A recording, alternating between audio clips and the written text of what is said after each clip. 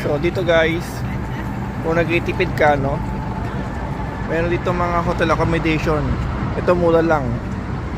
Kaso ano siya, nasa gilid ng kalsada. Pero pwede na rin pagtyagaan nyo, no? Pagtulog-tulog lang naman, pwede rin matulog. Kasama pandyaryo sa umaga. Sino naglagay ng kama dyan? Meron pa kasama ka na yun, damit oh. Pero pala bedsheet. Ayun, diba?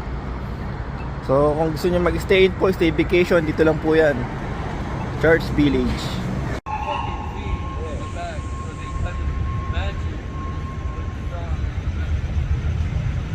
Sino nag-iwan ng tsinelas dito?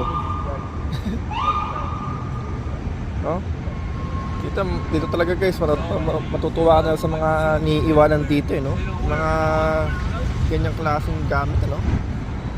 Saan nakakita nag-iwan ng Chelsea sa park?